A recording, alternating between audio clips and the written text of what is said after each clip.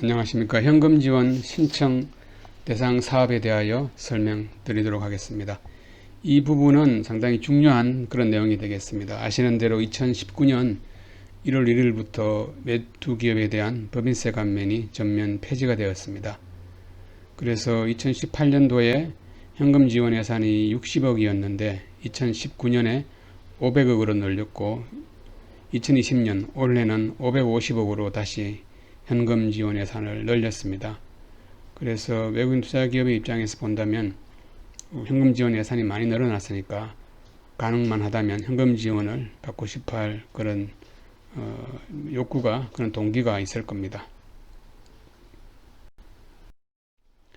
그래서 현금 지원 신청 대상 사업을 보면 외국인 투자 촉진법 제14조 2 제1항에 나와 있습니다. 크게 6가지로 나눠져 있는데요.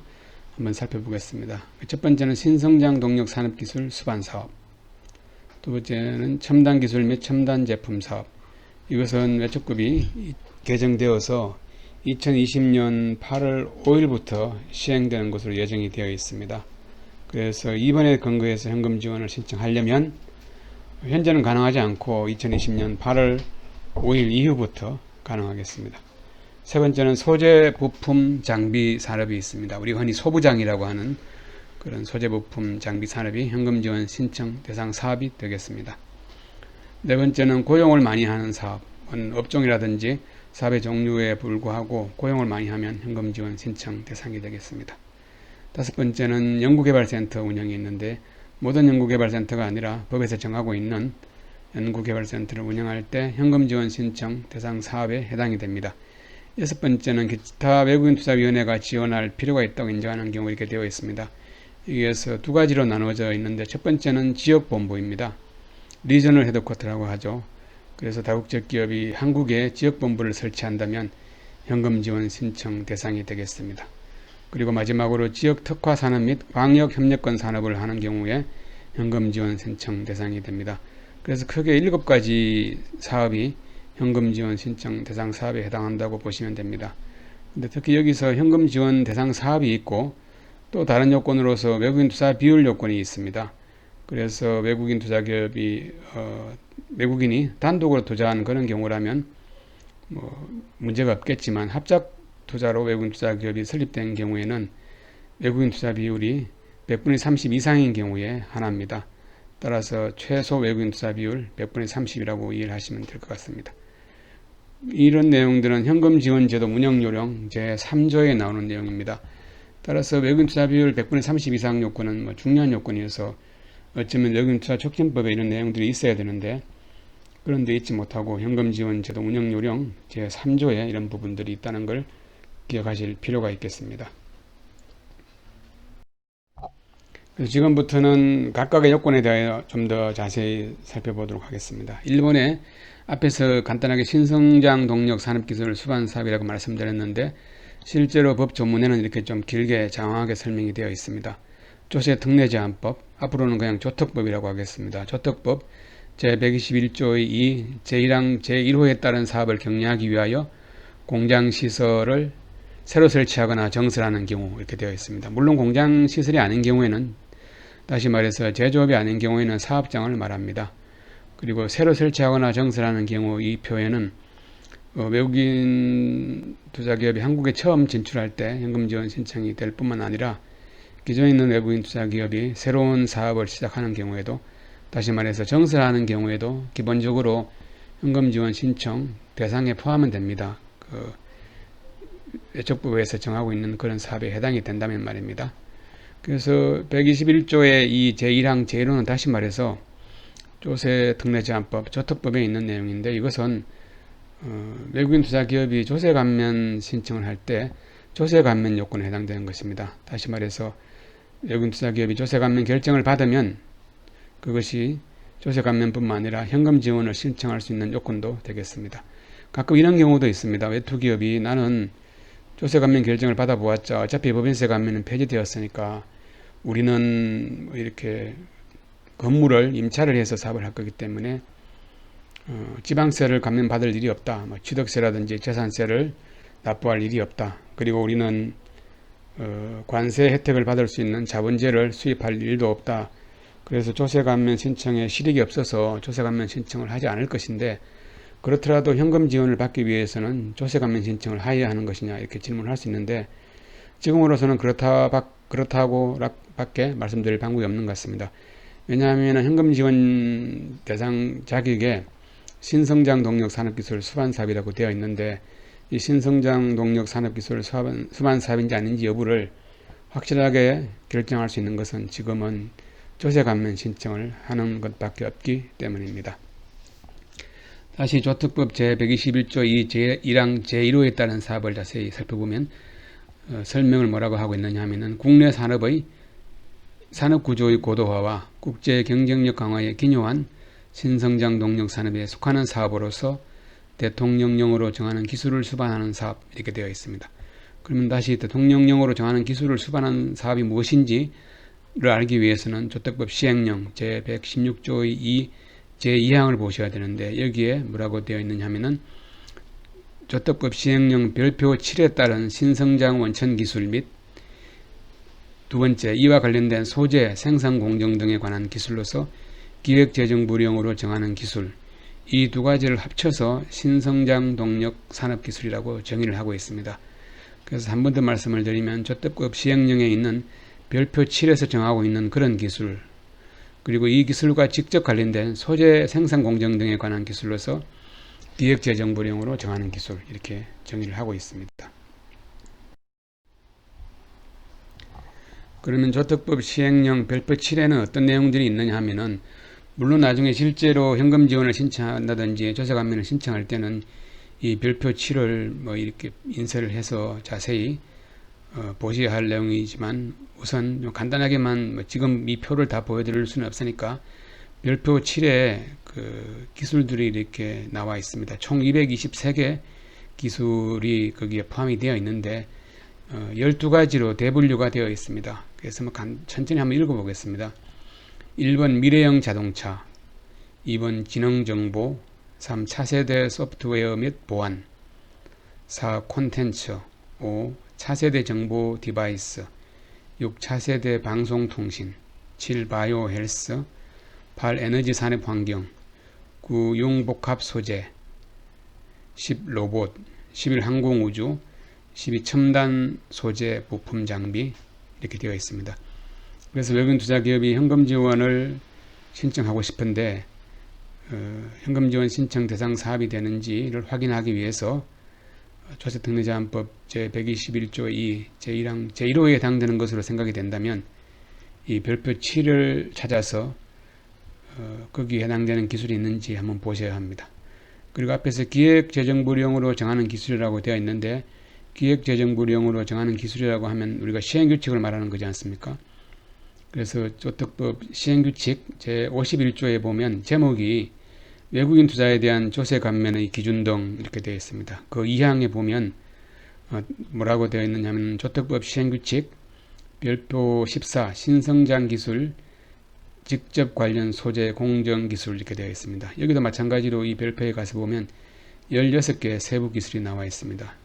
여기서 조금 부연 설명을 드릴 필요가 있는데, 외국인 투자 기업에 대해서 조세 감면 신청을 하기 위해서는 별표 7에 해당되든지 시행령 별표 7에 해당이 되든지 또는 시행규칙 별표 14에 해당이 되든지 해야 됩니다.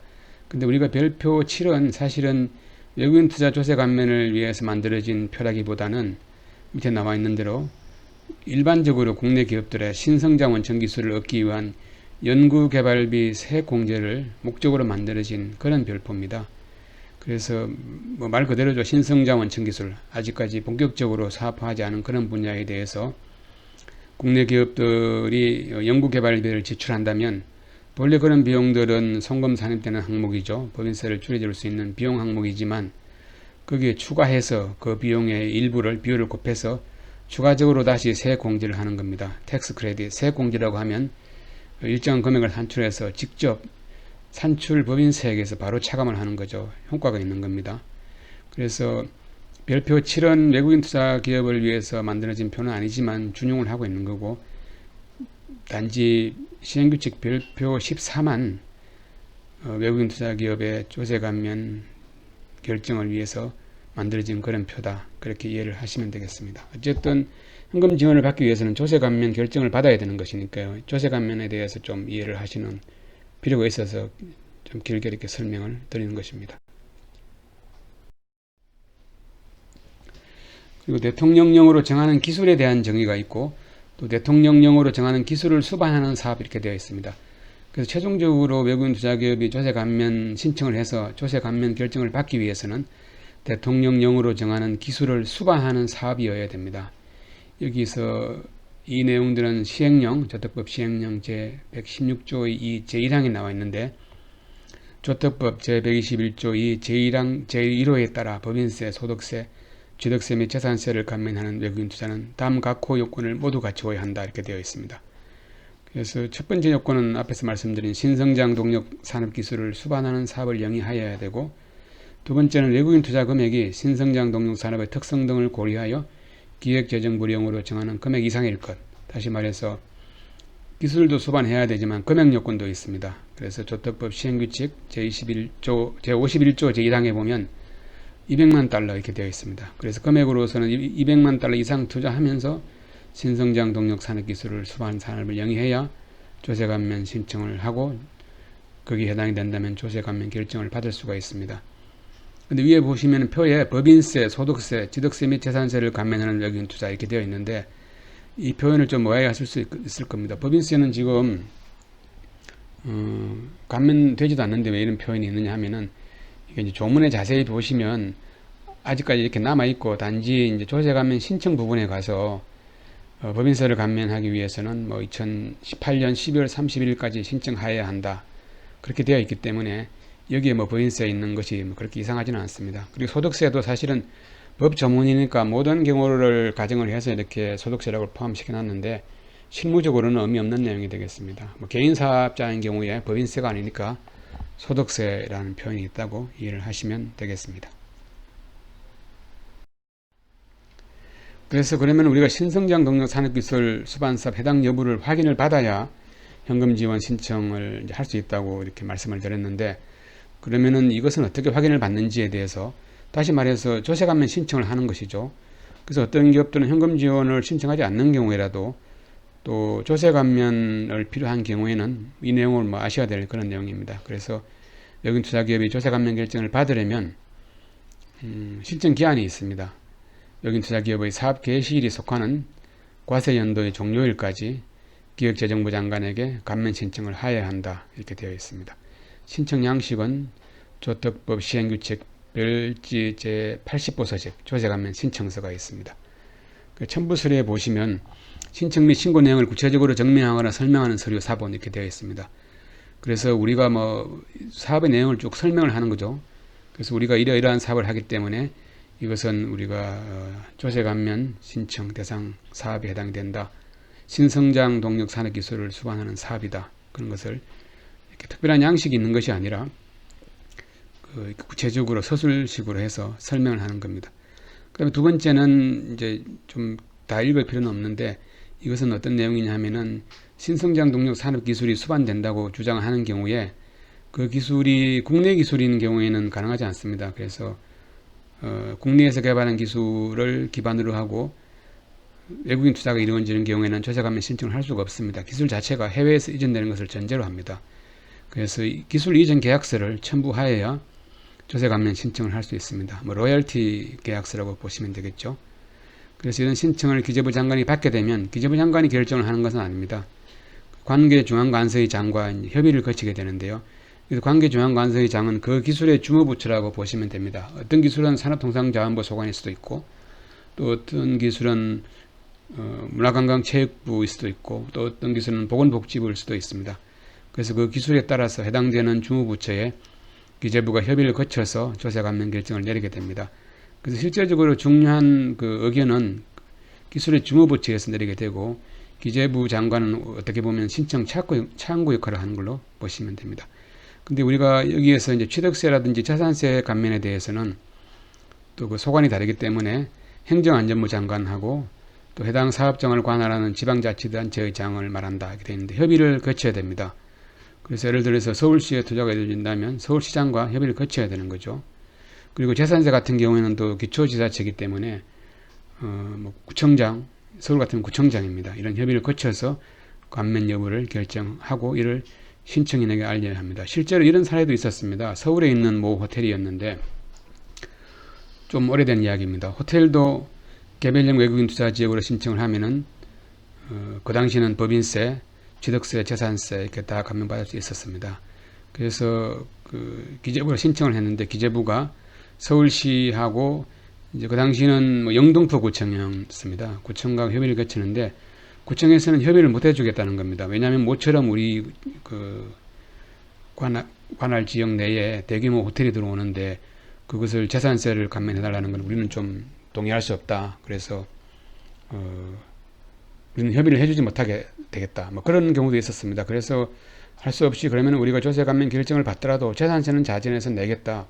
그런 뭐 각서를 쓰고 조세 감면 결정을 신청한 적도 있습니다. 결국 최종적으로 다른 이유 때문에 통과되지는 않았지만 어쨌든 뭐 흔치는 않지만 또 그 지방자치단체가 협의를 하지 않는 경우에도 상당히 곤란한 경우가 있습니다. 그래서 한 번 더 말씀을 드리면 현재 이렇게 해서 조세 감면 신청을 하게 되면 법인세 감면은 2019년 1월 1일부터 폐지가 되었기 때문에 받을 수 없고 대신에 사업용 부동산에 대한 취득세, 재산세는 지금도 얼마든지 감면 받을 수 있습니다. 조세 감면 결정을 받으면. 그리고 자본재를 도입하게 되는 경우에는 그 자본재에 대해서 관세, 부가가치세, 개별 소비세 등은 현재도 결정을 받는다면 면제를 받을 수 있습니다. 여기서 도입 자본재라고 제가 표현을 했는데 도입이라고 하는 것은 자본재를 수입하거나 외국인 투자 금액으로 수입을 하거나 또는 경우에 따라서는 외국 투자가가 직접 현물 출자를 하는 경우에도 그 관세, 부가세, 개별 소비세 등을 면제받을 수 있는데 그래서 현물 출자와 수입 두 가지 개념을 포함하는 개념으로 제가 도입이라는 그런 표현을 썼습니다. 지금까지는 조세 감면 신청에 대한 거, 그래서 다시 말하면 신성장 농력 산업기술 수반 사업으로 조세 감면을 신청하는 그런 절차였습니다. 나중에 이 조세 감면 신청에 대해서는 별도로 제가 슬라이드를 만들 예정이지만 어쨌든 현금 지원을 설명하는 과정에서도 꼭 필요한 설명이어서 간단하게 설명을 한 것입니다. 두 번째 현금 지원 신청 대상 사업은 산업발전법 제5조에 따른 첨단 기술 및 첨단 제품의 사업을 경량하기 위하여 공장 시설을 새로 설치하거나 정설하는 경우, 간단하게 앞에서 줄여서 제가 첨단 기술 및 첨단 제품 사업, 그래서 중요한 것은 시행일이 2020년 8월 5일 이후입니다. 그래서 우리가 현금 지원을 많이 해주고 싶어서 예산도 대폭 늘리고 했는데 막상 또 현금 지원의 문턱이 너무 높아서 현금 지원을 신청하는 건수가 그렇게 높지 않은 겁니다. 그래서 산업통상자원부에서 외국인투자촉진법을 개정해서 현금 지원 대상을 좀 확대해야 되겠다. 그래서 새로 도입한 것이 산업발전법 제5조에 의한 첨단 기술 및 첨단 제품 사업입니다. 그래서 산업발전법 제5조를 한번 보면 산업통상자원부 장관은 중장기 산업발전 전망에 따라 산업구조의 고도화를 촉진하기 위하여 첨단 기술 및 첨단 제품의 범위를 정하여 고시하여야 한다 이렇게 되어 있습니다. 그리고 이 고시에 보면 첨단 기술 및 첨단 제품의 사업의 범위가 나오고 그 범위를 보고 외국인 투자기업이 영위하려고 하는 사업이 거기에 해당이 된다면 일단은 현금 지원을 신청해 볼 수 있는 그런 자격은 생기는 거죠. 그래서 첨단 기술 및 제품의 범위라는 이 고시 내용 중에서 아주 몇 가지만 보면 제2조에 보면은 첨단 기술 및 제품의 선정 기준이 나와 있습니다. 이런 기준에 해당이 되면은 산업통상자원부 장관은 이 범위 내에 그런 첨단 기술이나 첨단 제품을 포함시키게 되겠죠. 두 번째 보시면 산업통상자원부 장관은 매년 산업분야물 협회라든지 단체를 대상으로 첨단 기술 및 제품의 수요를 조사하여 첨단 기술 및 제품의 선정 기준에 따라 검토하여야 하며 필요한 경우 검토 결과를 고려하여 첨단 기술 및 제품 범위를 개정할 수 있다 이렇게 되어 있습니다. 그래서 현재 시행 중인 첨단 기술 및 제품의 범위는 산업통상자원부 고시 제2020-40호 시행일은 2020년 3월 31일로 정해진 이 고시가 현재 적용되고 있습니다. 그래서 혹시라도 여기 해당되는 첨단 기술이 적용이 되는지 또 첨단 제품을 만들고 있는지를 확인하시고 거기에 있다면 외국인 투자기업은 일단 현금 지원 신청을 해볼 수 있는 그런 자격이 생긴다고 보시면 됩니다. 그래서 첨단 기술 및 제품의 범위, 이 고시에서 별표 1이 있는데 별표 1에 구체적으로 첨단 기술 및 제품의 범위가 나와 있습니다. 그래서 33개 분야 2,700여 개의 첨단 기술 및 제품이 나와 있습니다.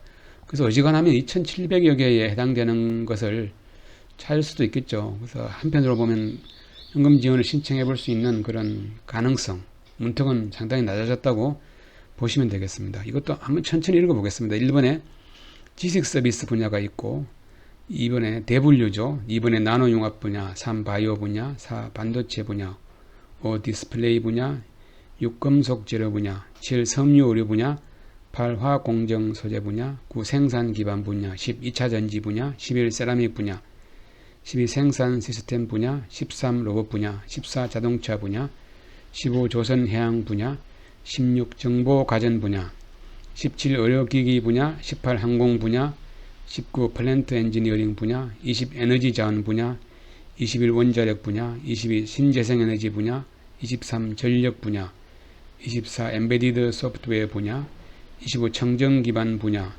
26 이동통신 분야, 27 네트워크 분야, 28 방송 분야, 29 전파 위성 분야, 30 정보 보안 분야, 31 기반 소프트웨어 컴퓨팅 분야, 32 융합 소프트웨어 분야, 33 스마트 서비스 분야. 그래서 이 대분류를 한번 보시고, 우리가 하려고 하는 사업은 여기에 해당이 될 것 같다. 그러면 그 대분류에 속한 소분류를 이렇게 찾아가시면 되겠습니다.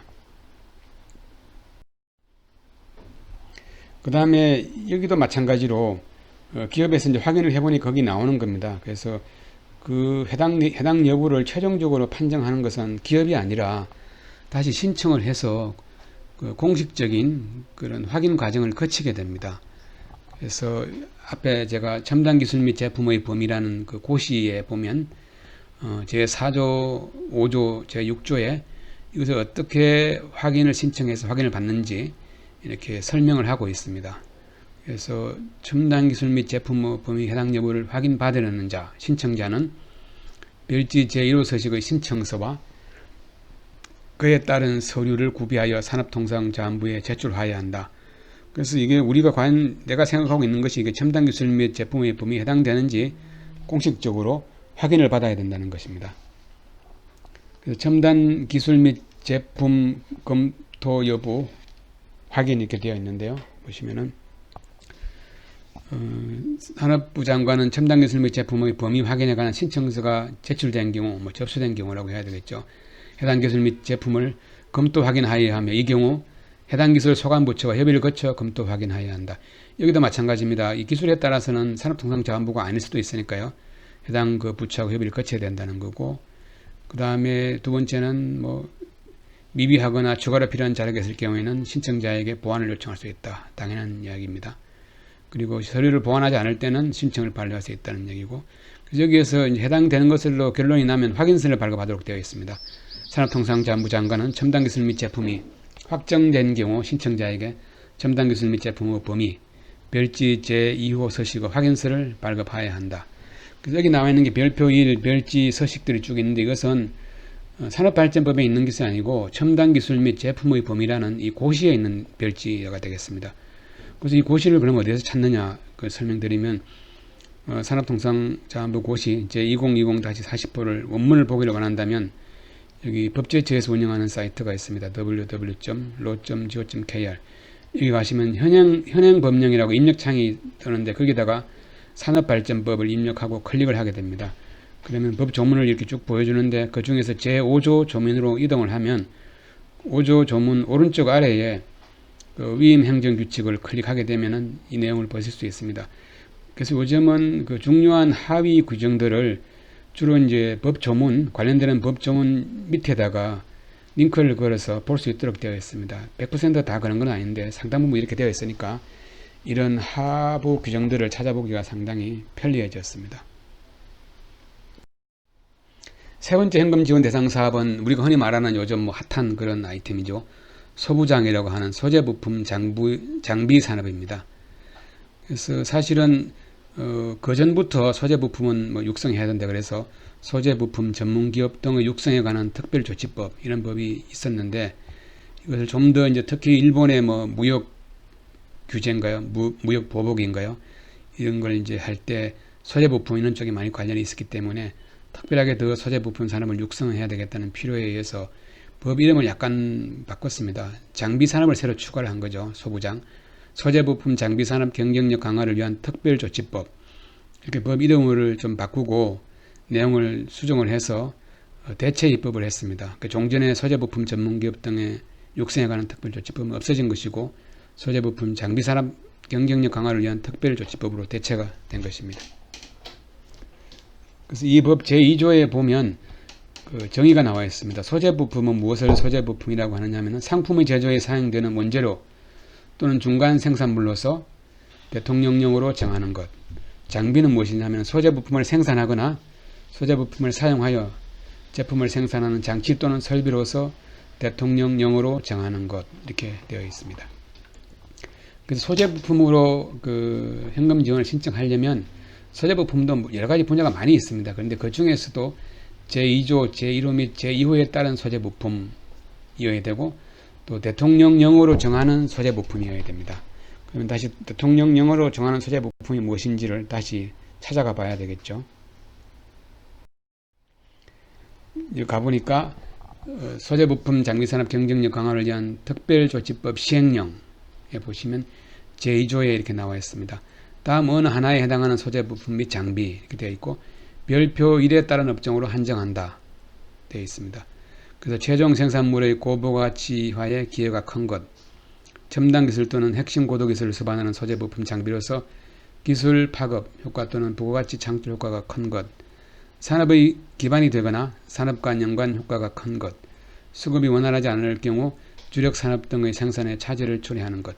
이렇게 설명이 길게 되어 있는데 결국 결론만 얘기하면 이 시행령 별표 1을 보아야 됩니다. 거기에 있는 업종으로 한정이 되어 있는데 근데 우리가 별표 1을 보시면 그 대분류만 나와 있습니다.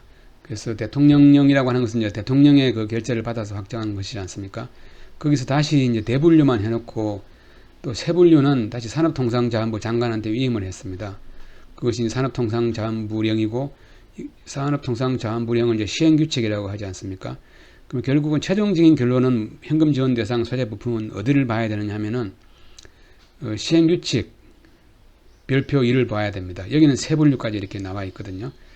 그래서 한 번 더 말씀을 드리면 소재 부품으로서 현금 지원을 신청하고 싶은 경우에 우리 기업이 영위하려고 하는 소재 부품이 과연 현금 지원 대상 소재 부품인지를 확인하시려면 앞에 설명드린 것은 다 필요 없고 최종적으로 시행규칙 별표 1을 찾아서 거기에 과연 해당되는 그 사업이 있는지 또 그걸 확인을 이렇게 해 보셔야 됩니다. 그래서 시행규칙 별표 1을 보면은 나와 있습니다. 소재 부품의 범위가 먼저 나오는데 1번으로 했어요. 그 대상 업종 첫 번째는 이제 한국 표준 산업 분류 두 자리까지 표시한 그 대분류가 있습니다. 13, 17, 20, 212 그게 나와 있고 그 다시 이제 세부 대상 업종을 나와 있는데요. 표준 산업 분류 5자리까지 나오는 거죠.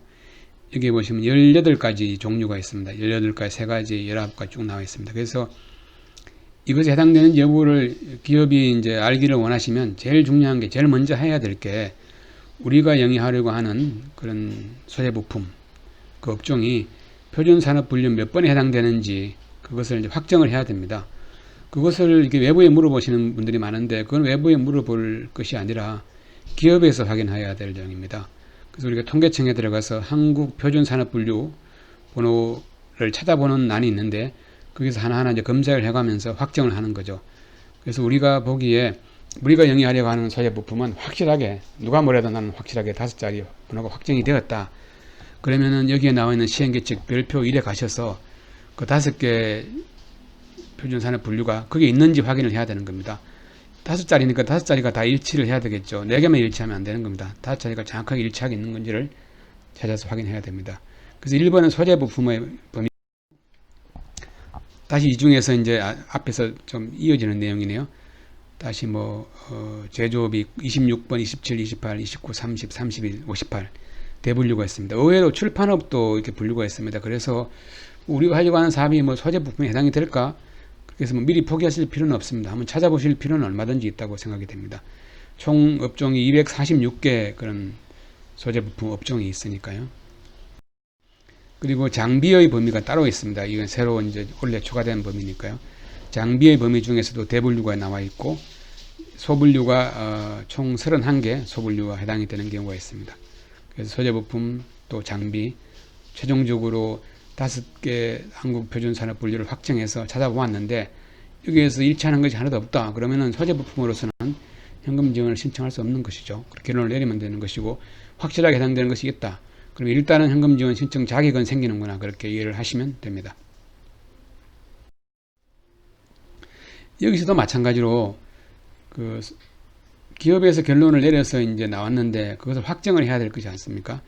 그래서 기업에서 결정을 하는 건 아니고 과연 그러면은 이게 우리가 생각한 것이 맞는지 그런 확인을 받아야 됩니다. 그래서 확인을 받는 것은 소재부품 전문기업 여부 확인이라고 하는데요. 소재부품 장비산업 경쟁력 강화를 위한 특별조치법 제2조 및 제14조에 나와 있습니다. 정의가 먼저 나와 있는데 전문기업이라고 하면 무엇을 말하느냐 하면은 소재부품 또는 장비의 개발 제조를 주된 사업을 영위하는 기업으로서 산업통상자원부 장관은 확인을 받은 기업입니다. 확인을 받아야 되는 것이지 임의로 결론을 내릴 수 없다는 거죠. 전문기업으로 확인을 받으려는 기업은 다음 요건을 모두 갖추어 산업통상자원부 장관에게 확인을 신청할 수 있다. 신청할 때 총 매출액 중에서 소재부품 장비의 매출액이 차지하는 비중이 대통령령이 정하는 기준에 해당하는 기업. 그래서 소재부품을 하는 기업이 소재부품만 하지 않고 다른 사업도 병행하는 경우가 많기 때문에 소재부품 전문기업으로 확인을 받기 위해서는 총 매출액 중에서 소재부품 장비의 매출액이 차지하는 비중을 정해 놓았습니다. 그래서 이건 너무 세부적인 것이니까 여기는 설명을 생략하는데 실제로 소재부품 전문기업 확인 신청을 하실 때는 이걸 당연히 보셔야 됩니다. 보셔야 되고 그럼 두 번째 나와 있는 것은 독점 규제 및 공정거래에 관한 법률. 여기에서 해당되는 것은 그 전문기업으로 확인을 해주지 않겠다는 그런 내용입니다. 근데 외투기업은 해당되지 않을 테고 국내 대기업은 여기서 다시 이제 탈락을 시키는 겁니다. 그래서 우리가 뭐 흔히 삼성전자 같은 그런 회사가 왜 소재부품을 자기네들이 필요한 소재부품 사업을 영위하지 않아서 일본한테 그런 뭐 무역보복을 당하느냐 하실 수 있습니다. 그래서 삼성전자가 그 정도 능력이 안 돼서 못하는 것이 아니라 이런 사업에 대해서 하려고 하면 또 이 대기업에 대한 규제가 있는 것이니까 못하고 있었던 거죠. 그래서 중소기업이 하다 보니까 뭐 경쟁력이 약해지고 경쟁력이 약하니까 이제 수입에 의존했었는데 이런 뭐 모순은 있는 것은 확실합니다. 근데 이것은 뭐 외투기업에 해당되는 경우는 없기 때문에 외투기업이 이것 때문에 소재부품 전문기업으로서 확인을 못 받는 사례는 없을 겁니다. 그리고 소재부품 전문기업을 확인할 때는 유효기간이 있습니다. 한번 받으면 영원히 되는 것이 아니라 최대 3년의 유효기간을 정해서 전문기업 확인서를 발급받아야 됩니다. 그리고 전문기업 확인 절차, 확인을 위한 조사나 사후관리 등에 필요한 사항은 대통령령으로 정한다 되어 있습니다. 그래서 대통령령이라고 하는 것은 시행령을 말하는 것이죠. 그래서 시행령 23조에 보면 전문기업으로 확인을 받을 때는 산업통상자원부 장관한테 신청해야 한다. 그리고 뭐 여기 세부적인 내용 신청을 받은 경우에는 서면조사라든지 현장조사를 할 수 있다.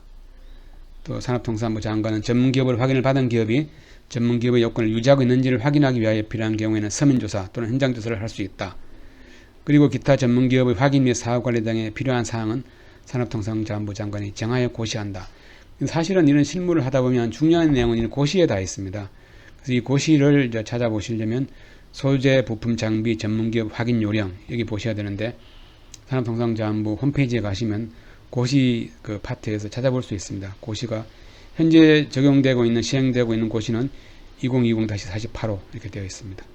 그래서 이것은 산업통상자원부 소재부품 정책과 연락처가 이렇게 나와 있습니다. 근데 여기서 하나 말씀드릴 게 외국인 투자기업이 이제 처음으로 진출해서 소재부품 전문기업으로서 현금 지원을 신청하려고 이제 그 마음을 먹었습니다. 그랬더니만은 전문기업 확인을 받아야 된다고 하니까 이제 확인을 받기로 생각을 했죠. 그래서 확인을 받으려고 신청서를 작성해 보니까 총 매출액 중에서 소재부품 장비 매출액이 차지하는 비중이 일정 수준 이상일 것 이런 겁니다. 우리는 아직 뭐 사업을 오픈도 하지 않았는데 매출이 있을 수가 없죠. 매출이 없는데 어떻게 전문기업 확인을 받습니까? 상당히 뭐 난감한 그런 상황이 발생하는 거죠. 그래서 실무적으로 이런 경우에는 우선에 그 현금 지원을 신청하게 되면 정식으로 전문기업 여부 확인을 받을 수가 없으니까 물리적으로 불가능한 것이니까요. 그래서 좀 더 약식으로 뭐 사업 그 계획서라든지 그런 것을 보고 이제 소재 부품 전문기업에 해당된다는 것을 뭐 전제로 해서 현금 지원을 신청할 수밖에 없습니다. 그런데 나중에 실제로 그런 요건을 충족시키지 못하게 된다면 현금 지원 받은 부분에 대해서는 뭐 추징을 하든지 그런 방법을 선택하는 수밖에 없습니다. 뭐 물리적으로 다른 방법이 없으니까요. 그렇게 이해를 하시면 되겠습니다.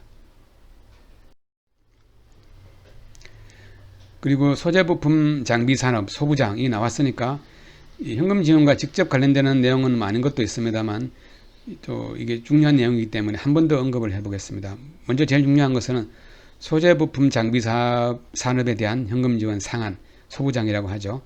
그래서 보통 우리가 현금 지원의 상한은 외국인 투자 금액 FDI의 30%로 되어 있습니다. 근데 그 중에서 예외가 두 가지가 있는데 소부장인 경우에는 외국인 투자 금액의 40%까지 현금 지원을 받을 수 있습니다. 한도를 말하는 거죠. 그리고 또 다른 분야는 다시 뒤에 설명드리겠습니다만 R&D 센터의 경우에도 40%입니다. 그래서 일반적으로 현금 지원 한도는 FDI 금액의 30%인데 소부장과 R&D 센터의 경우에는 40%이다. 그래서 사실은 우리가 실제로 현금 지원을 받을 때 보면 한도까지 이렇게 채워서 현금 지원을 받는 사례는 없습니다. 그래서 한도가 크게 의미가 없을 수도 있는데 또 한편으로 보면 한도를 이렇게 높여 놓은 것은 어떻게 보면은 그런 분야의 한도가 높은 분야는 현금 지원을 좀 더 많이 해주겠다는 그런 뭐 의지의 표현일 수도 있으니까 아무래도 현금 지원 신청해서 받을 수 있는 금액이 좀 더 높지 않겠나 그런 뭐 예상은 하셔도 될 것 같습니다. 그리고 우리가 현금 지원과 직접 관련 없는 것 중에서 좀 설명드릴 내용이 있는데요. 소재 부품 장비 관련 외국인 기술자. 그래서 우리가 이제 이 내용은 외국인 기술자 소득세 감면에서 제가 다시 설명을 드렸습니다만 소부장 관련 기술자에 대해서는 소득세 감면을 이 내용은 올해부터 시행되는 내용입니다. 워낙 이쪽에 중요성이 있다가 보니까 소부장 관련 외국인 기술자, 그래서 외국인 기술자가 이런 분야에 근무하면서 기술을 이전시키기 위해서 한국에 와서 근무를 할 수가 있는 거죠. 그럴 때는 보통은 이제 5년간 50% 소득세를 감면해 줬었는데 좀 더 감면을 많이 해주고 있습니다. 3년간은 70% 소득세를 감면해 주고 그 다음 2년간은 50%를 감면해 주는 겁니다. 그래서 외국인 기술자는 두 가지가 있습니다. R&D 센터에 근무하는 연구원 그리고 소재부품 장비 관련 외국인 기술자가 있는데 R&D 센터에 근무하는 경우에는 5년간 50%, 소부장은 3년간은 70%, 2년간은 50%입니다. 그리고 외국인 기술자에 대한 소득세 감면도 종전에는 2년간 50% 감면해 주다가 다시 5년간 50% 감면으로 감면 기간이 확대가 되었습니다. 그 중에서 소재부품 기술자는 조금 더 감면 폭을 넓혀 준 거죠.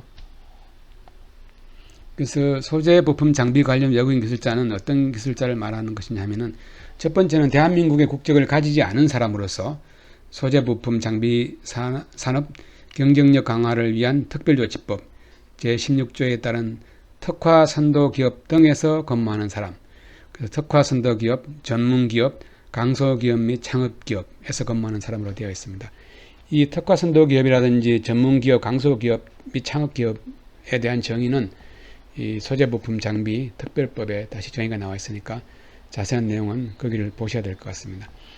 그리고 여기에서 이제 특이한 내용인데 대한민국의 국적을 가지지 않은 사람으로서 되어 있습니다. 이렇게 표현하지 않고 외국인으로서 이렇게 하면 되는데 대한민국의 국적을 가지지 않은 사람으로서 이렇게 하는 이유가 있습니다. 우리가 흔히 이제 이중국적자라고 하죠. 근데 법에서는 이중국적자라고 하지 않고 복수국적자라고 이렇게 하는 것 같은데요. 복수국적자는 이런 혜택을 주지 않겠다는 겁니다. 그래서 외국의 국적도 가지고 있고 뭐 입시적일 수도 있습니다만 한국의 국적을 가지고 있어서 어떨 때는 한국 국적이라고 하고 어떨 때는 외국 국적이라고 하고 그런 경우에는 이제 혜택을 줄 수 없다는 겁니다. 확실하게 외국인이어야 된다는 거죠. 복수국적자가 아니고 그런 의미라는 것을 그런 의미로 이해를 하시면 됩니다. 현금 지원 대상 사업 네 번째입니다. 이것은 대규모 고용 사업 이렇게 되어 있습니다. 그래서 대통령령으로 정하는 상시 근로자 수를 초과하는 규모의 신규 고용을 창출하는 경우로서 공장시설이나 사업장을 새로 설치하거나 정설하는 경우 이렇게 되어 있습니다. 그래서 요즘 뭐 제일 중요한 것이 그 첨단 기술이 이전되는 것도 중요하지만 고용도 중요하니까 그런 기술이 이전되지 않더라도 사업의 특별하게 종류에 상관없이 고용을 아주 많이 한다면 현금 지원을 받을 수 있는 자격이 충분히 생기는 겁니다. 그래서 대통령령으로 정한다는 내용을 다시 그 시행령에 보면 별표 2가 있습니다. 그래서 업종별 현금 지원 대상 신규 고용 상시 근로자 수 이렇게 되어 있습니다. 그래서 한국표준산업분류 대분류를 이렇게 해놨는데 제조업이라든지 광업, 건설업, 운수업 이런 경우에는 상시 근로자 수가 300명을 초과하면, 근데 이게 뭐 쉽지 않죠. 요즘 제조업을 하면서 300명 초과 고용하는 경우는 흔치는 않겠습니다만, 약간 뭐 문턱이 높다고 할 수 있겠습니다만, 어쨌든 이렇게 고용을 많이 한다면 그냥 제조업이면 됩니다. 어떤 첨단 기술이 적용되는 접목되는 그런 제조업이 아니어도 된다는 것이죠. 그리고 뭐 다양한 업종들이 있습니다. 농업, 뭐 전기, 도매 및 소매업, 숙박 및 음식점업, 금융 및 보험업 이렇게 되어 있죠. 여기에 상시 근로자 수가 200명 이렇게 되어 있습니다. 그리고 밑에 나와 있는 업종들 하수 폐기물 처리는 100명, 부동산업 및 임대업도 50명 초과하게 되면 현금 지원 신청 그런 대상 사업이 되겠습니다. 다섯 번째로 R&D 센터를 운영하는 경우에 현금 지원 신청 대상이 됩니다. 그래서 법에서는 뭐라고 이제 나와 있느냐면 조특법 제121조 2 제1항 제1호에 따른 사업, 신성장 동력 산업기술 수반 사업을 말하는 거죠. 그런 사업. 그리고 산업발전법 제5조에 따른 첨단기술 및 첨단 제품의 사업, 이것도 이 자체로 현금 지원 대상이 되는 거죠. 그리고 소재부품 장비산업 경쟁력 강화를 위한 특별조치법 제2조 제1호에 따른 소재부품의 사업, 이거 해당되는 거죠. 그러니까 이 자체로서 현금 지원 대상이 되지만 이것과 관련된 분야에서 석사학위 이상의 학위를 가지거나, 석사는 경력이 필요 없습니다. 그 다음에 학사학위 소유자는 3년 이상 경력을 가져야 되고요.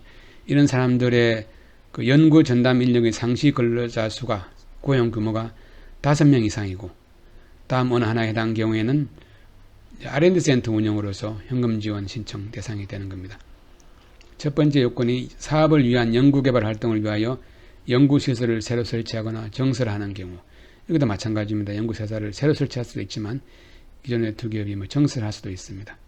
그런 경우에 현금 지원 신청이 되는 것이고, 두 번째는 외국인투자 촉진법 제2조 제1항 제4호 다목에 따라 출연을 받은 비영리법인이 연구시설을 새로 설치하거나 정설하는 경우, 그래서 우리가 그 외국인 투자 정의에 보면 기본적으로 이렇게 영리 목적으로 투자를 하는 경우에 외국인 투자가 되지만, 그 비영리 R&D 센터를 하는 경우에도 외국인 투자 정의에 포함이 된다고 되어 있습니다. 그래서 비영리 법인이 연구시설을 설치하는 경우에는 현금 지원 대상이 될 수도 있습니다. 그래서 이 부분은 뒤에서 조금 더 자세히 설명드리도록 하겠습니다. 외국인투자촉진법 제2조 제1항 제4호 다목 비영리 R&D 센터라고 되어 있는데요.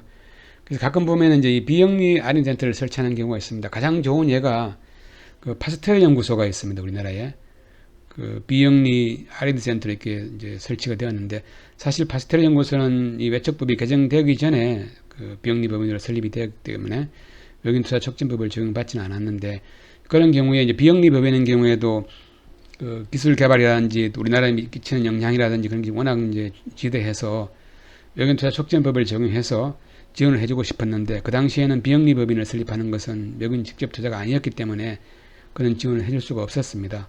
그래서 그런 경우를 뭐 가정을 해서 만든 거겠죠. 그래서 비영리 법인인 경우에는 그 자체가 FDI 외국인 직접 투자를 인정을 받을 수 있지만, 내용이 아주 좋은 경우에는 현금 지원도 해줄 수 있습니다. 물론 사례가 이게 많은 것 같지는 않습니다. 이 비영리 법인이라고 하는 것은 쉽게 말하면 정여를 하는 거지 않습니까?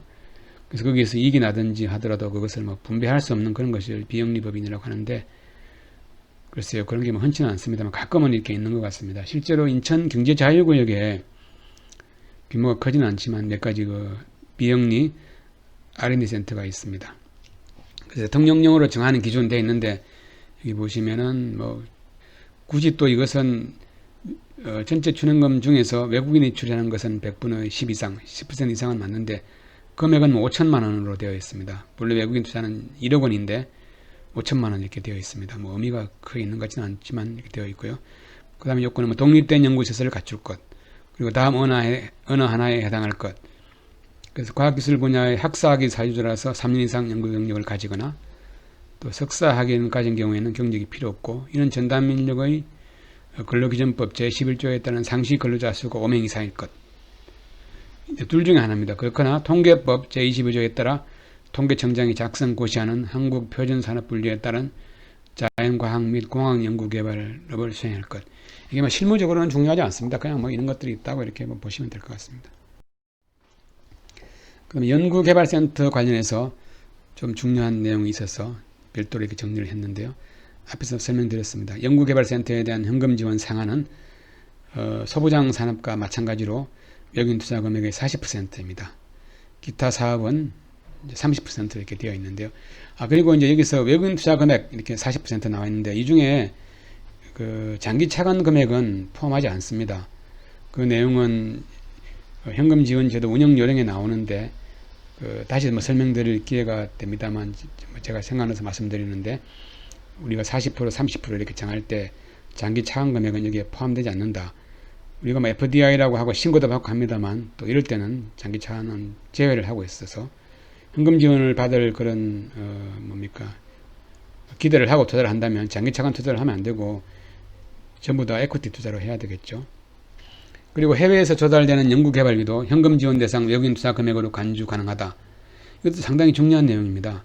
우리가 이제 다국적 기업의 R&D 센터가 어떻게 운영되는지 그것에 대한 기본적인 좀 이해가 있어야 되는데요. 이런 연구센터는 한국에서 그 R&D 액티비티를 수행하면 연구 결과가 나옵니다. 그런 아웃컴이 나오면은 그 아웃컴에 대해서 뭐 성과가 어떻든지 간에 결과는 전부 다 그 모회사로 이렇게 기속을 시키게 됩니다. 그래서 최종적으로 이거는 뭐 모든 다국적 기업이 그렇게 하느냐 물으면은 뭐 모든이라고는 제가 말씀드릴 수 없지만 99.9%는 그렇게 한다고 보시면 됩니다. 이것은 어떤 매니지먼트 관리 목적인데, 다국적 기업은 여러 나라의 그 R&D 센터를 설치해서 현지 우수한 인력들을 이제 고용을 해서 연구를 시키고 있습니다.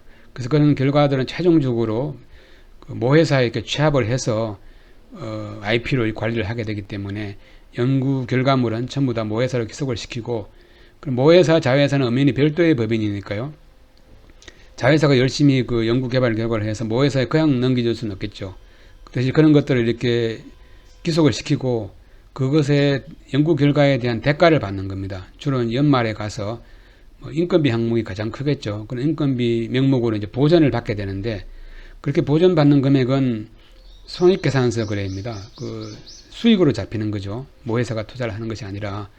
그래서 이렇게 되는 경우에는 매년 상당한 돈을 많이 받고 있지만 그것은 FDI가 아닌 겁니다. 그래서 우리가 R&D 센터를 유치할 때 그 FDI 금액이 크지 않은 것은 이런 문제가 있기 때문입니다. 그래서 최소한의 보증 투자를 해서 시설 같은 건 물론 설치를 하겠지만 주로 R&D 센터가 발생하는 대부분의 비용은 그 인건비인데, 그런 인건비는 FDI를 조달하는 것이 아니라 그 모회사로부터 수익 형태로 보전을 받는 겁니다.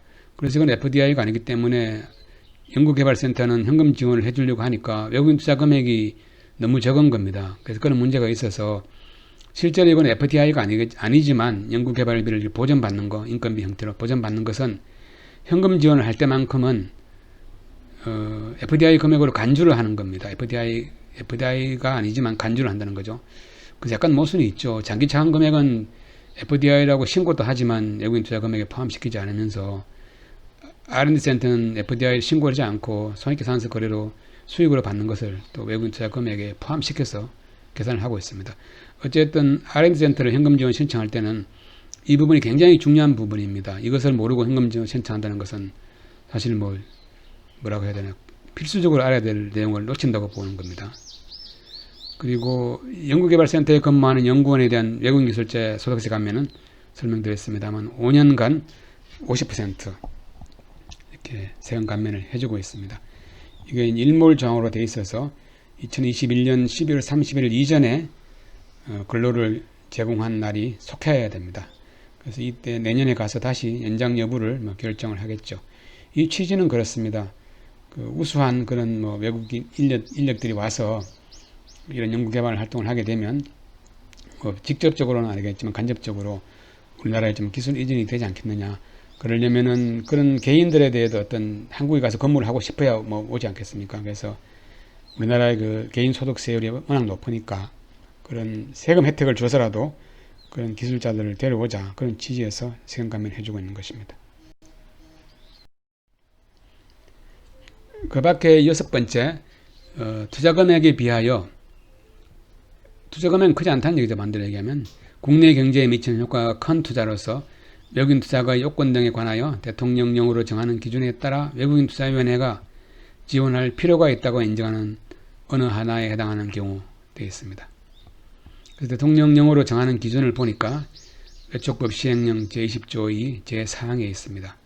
첫 번째는 리저널 헤드쿼터, 지역본부를 국내에 설립하는 경우 되어 있습니다. 지역본부는 어떤 지역본부냐 하면은 2개 이상의 해외 법인에 대하여 생산이 되거나 판매, 물류, 인사 등 기업의 핵심 기능에 대한 지원 및 조정의 기능을 수행하는 국내 법인으로서 상시 근로자, 모기업의 요건 등 산업통상자원부령으로 정하는 기준 및 절차를 충족하는 지역본부를 국내에 설립하는 경우. 그래서 외투기업이 임의대로 한국의 지역본부를 이렇게 설립을 했습니다. 지역본부를 설립을 해서 그 2개 이상의 해외 법인에 대해서 이런 이제 기능을 수행하는 거죠.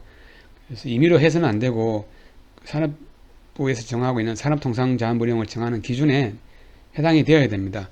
그래서 정확한 그 기준을 보기 위해서는 외국인투자촉진법 시행규칙 제9조의 3 제1항을 보셔야 되는데, 거기 보면은 이런 요건들을 모두 갖춘 법인을 말한다 되어 있습니다. 모기업의 최근 5년간 평균 매출액이 3조 원 이상일 것. 상당히 큰 회사라야 되겠죠. 근데 너무 이렇게 하니까 또 자격이 되는 경우가 흔치 않아서 약간 단서를 달았습니다. 다만 자산 규모, 세계시장 점유율 등을 고려하여 외국인투자위원회가 세계시장을 선도하는 기업이라고 인정하는 경우에는 그러하지 아니하다. 그래서 어떤 품목에 따라서는 그 본래 그 매출액이 크지 않은 그런 업종도 있습니다. 그래서 약간 예외를 이렇게 인정을 했고요. 글로벌 기업이라는 예외. 다음은 2개 이상의 해외 법인에 대하여 다음 어느 하나 이상의 기능을 수행할 것. 이게 지역본부도 여러 가지 형태에 따라서 여러 가지 나눌 수 있습니다. 첫 번째, 그래서 판매 전략의 수립 및 판매 관련 활동 등의 지원 조정, 판매 관련 지역본부 역할을 하는 거죠. 두 번째, 생산에 관한 거, 두 번째, 원재료 등 조달 계획의 수립, 이런 역할을 하는 지역본부가 있을 수도 있습니다. 물류기지 등의 운영, 그리고 인사정책의 수립, 조정 및 인사권의 행사, 연구개발 계획의 수립 및 연구개발 관련 활동 등의 지원 및 조정, 연구개발 관련 지역본부도 있을 수 있습니다. 이 중에서 하나 이상 기능을 수행해야 되고, 그리고 산업통상자원부 장관이 고시하는 기업의 핵심 기능에 대한 지원 및 조정의 기능, 그런 걸 해야 됩니다. 그리고 지역본부로서 현금 지원을 받기 위해서는 지역본부에서 업무를 수행하는 상시 근로자, 임원 및 연구 전담 인력이 10명 이상일 것, 최소한 10명은 되어야 된다는 겁니다. 그리고 외국인 투자 금액이 1억 원 이상이고 모기업이 직접 또는 간접적으로 해당 기업이 발행한 의결권이 있는 주식 총수나 출자 총액의 100분의 50 이상을 소유할 것. 그래서 제가 앞에서 일반적으로 현금 지원 신청을 하려면 외국인 투자 비율이 100분의 30 이상이 되어야 된다고 설명을 드렸는데, 지역본부인 경우에는 100분의 30 가지고는 안 되고 100분의 50 이상 되어야 됩니다. 마찬가지로 지역본부도 확인을 받아야 기업이 임의로 주장해서 되는 것이 아니고 지역본부로서 현금 지원을 받을 수가 있겠습니다. 그래서 지역본부 확인에 대해서는 외국인투자촉진법 시행규칙에 나와 있는 것이니까요.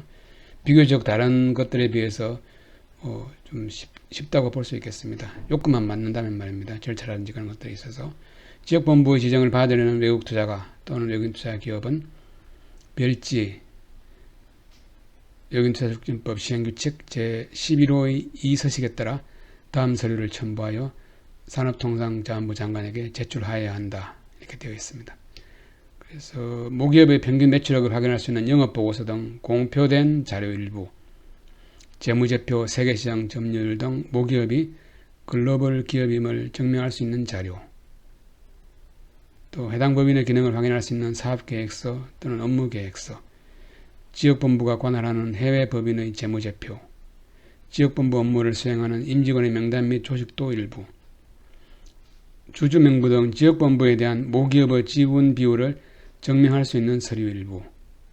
산업통상자원부 장관은 지역본부의 지정 신청을 받은 경우에는 외국인투자심의위원회 심의를 거쳐 지역본부로 지정할 수 있음. 이렇게 되어 있습니다. 실제 지역본부로서 현금 지원을 받은 사례가 있습니다. 서울에 있는 그 회사인데요. 독일 기업이었죠. 그 다음에 또 중요한 내용이 있습니다.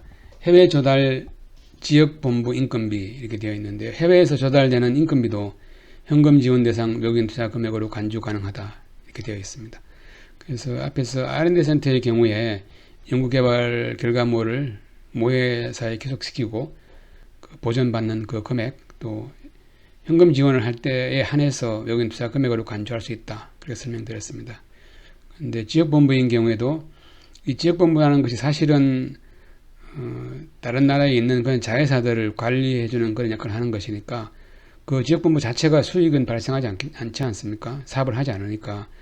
그래서 거기에서 발생하는 비용을 보전을 받아야 됩니다. 그래서 다른 나라에 있는 자회사를 위해서 일을 해주고 있으니까 그 인건비 같은 것을 이렇게 보전을 받겠죠. 자회사로부터 돈을 받을 겁니다.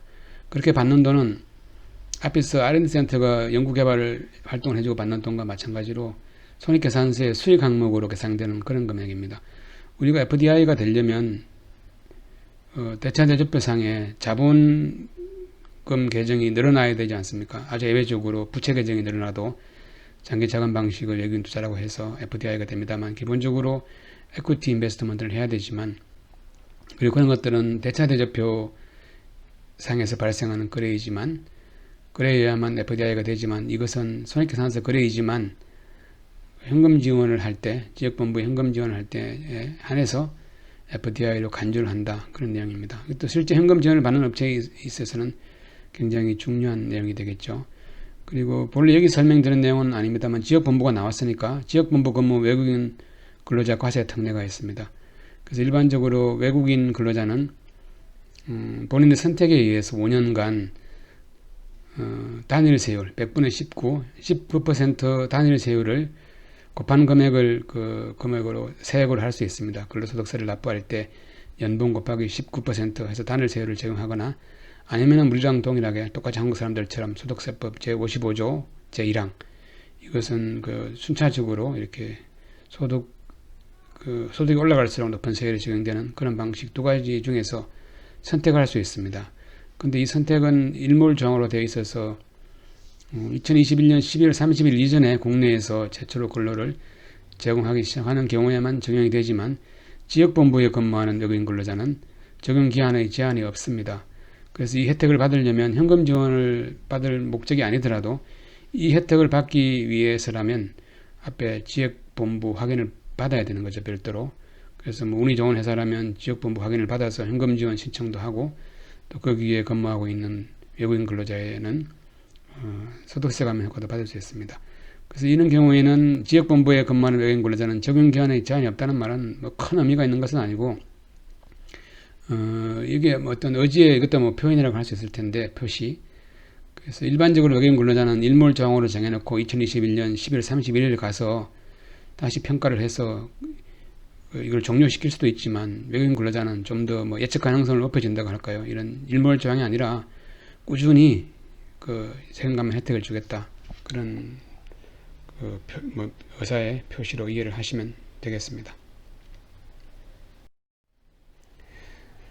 마지막으로 현금 지원 대상 자격 중에서 국가균형발전특별법 제2조 제4호에 따른 지역 특화산업 또는 같은 조 제5항에 따른 광역협력권 산업을 수행하는 경우로서 해당 산업이 지역경제 발전에 기여할 것으로 인정되는 경우, 사실 뭐 이 내용은 노무현 대통령 때 지역균형 발전 그런 게 화두가 되다 보니까 현금 지원도 이렇게 대상에 넣었습니다만, 실무적으로 뭐 받은 그런 사례도 없고 뭐 과연 있을까 하는 그런 의문도 들지만, 어쨌든 뭐 법에 있는 내용이니까 이렇게 설명을 드립니다.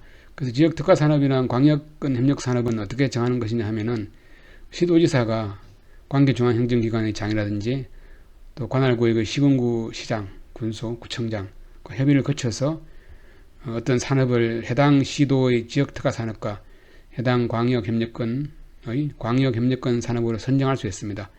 만약에 협력 산업으로 선정되어 있는데 그 해당 분야의 외국인 투자가 이루어진다면 일단 법에서는 외국인 투자 현금 지원 신청 대상 사업에 해당이 됩니다.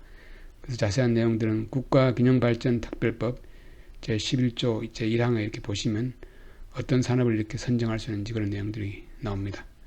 이상으로서 현금 지원 대상 사업에 대한 그런 설명을 모두 마치도록 하겠습니다. 감사합니다.